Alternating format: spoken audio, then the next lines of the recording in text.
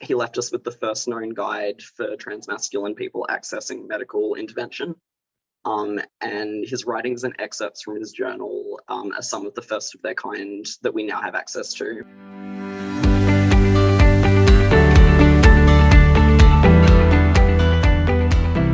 I'll give a small disclaimer that in this section, I will use some kind of what's now considered outdated language that we wouldn't tend to apply to trans people nowadays. Obviously, these are terms that some people will still use to describe themselves, and self-identification is obviously still the most important thing to respect. But I'm just flagging that some of the terms that I'm going to use aren't ones that we would typically use, and aren't ones that are ones that I'm using because they were the way that the person described themselves at the time, rather than the way they might describe themselves now. So moving forward a couple hundred years from my last profile, Louis Graydon Sullivan, or Lou, was born in 1951 in Milwaukee, Wisconsin. He was the third of 6 children born to a highly religious Catholic family and attended Catholic primary and secondary schooling. From a very young age, Lou began to journal his thoughts, many of which expressed a profound underlying knowledge that he was a boy, sexual fantasies of being a gay man, and a confusion about his identity that would stay with him through his adolescence and into his early adulthood. In 1966, at the age of 15, Lou wrote, "I want to look like what I am, but I don't know what someone like me looks like. I mean, when people look at me, I want them to think there's one of those people that has their own interpretation of happiness. That's what I am." By 1973, at the age of 22, Lou began to openly identify as a female transvestite, and a couple of years later began to identify as a female to male transsexual. By 1975, it had become apparent to Lou that he needed to leave Milwaukee to find somewhere he could more openly express his gender identity and access the medical transition options that he'd realized that he needed. He decided to move to San Francisco, and reassuringly, his parents both fully supported him and gifted him with a handsome men's suit and his grandfather's pocket watch as going away gifts. The role of supportive parents and social networks in otherwise unsupportive environments cannot be overstated even now.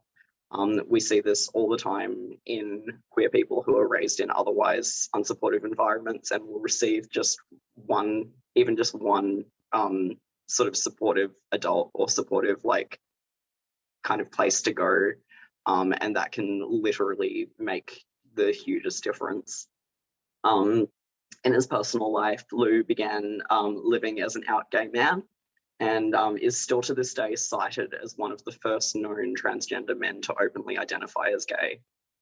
At the time, heterosexuality was considered a requirement for accessing a lot of gender-affirming care, but specifically surgery, meaning trans feminine people were expected to be attracted to men and transmasculine people were expected to be attracted to women. And so Lou's repeated denial of gender-affirming surgery on the basis of his attraction to men led him to engaging in some of his earliest activism by launching a campaign to remove heterosexuality as a requirement to access gender-affirming surgery. This led Lou to lobbying the American Psychiatric Association and the World Professional Association for Transgender Health to recognize his existence and that of many others as a gay trans man. He was one of the first trans men to be a peer counselor at the Yanis Information Facility, a center for trans issues. He played a key role in helping trans-masc folks access peer-led support and counseling, trans-friendly endocrinological services, hormone therapy, and gender-affirming surgery outside of gender dysphoria clinics. In 1976, Lou experienced a brief crisis of identity and went back in the closet for a few years, living as a heterosexual woman, before finally being able to access affirming doctors and therapists in around 1979 who recognized his identity and allowed him to begin testosterone therapy. A year later, he underwent a double mastectomy, and in 1986, he underwent bottom surgery, making him possibly the first out gay trans man to achieve access to it. Unfortunately, in the same year, Lou tested positive for HIV and was told that he may only have around 10 months to live. And this was around when he was attributed with one of his most famous quotes. I took a certain pleasure in informing the gender clinic that even though their program told me I could not live as a gay man, it looks like I'm going to die like one. However, this dire prognosis did little but to further motivate Lou towards activism and peer support. He became a founding member of the GLBT Historical Society, which continues to compile and archive queer history to this day. In December 1986, he started hosting a support group for trans men in San Francisco, the first of its kind. And this group eventually became FTM International, which is one of the largest organizations of its kind and still runs today and provides vital support to trans men all around the world. He left us with the first known guide for transmasculine people accessing medical intervention. And his writings and excerpts from his journal are some of the first of their kind that we now have access to.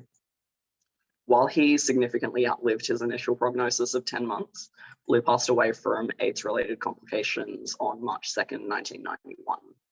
The impact that he's had on the queer community, and particularly the still underrepresented transmasculine community, can't be overstated, and the number of transgender lives his work has assisted are innumerable. I'm incredibly proud to share a community with some of the people that we've been discussing so far here today, and I just wanted to say thank you again for giving me the opportunity to come here and talk about them a bit.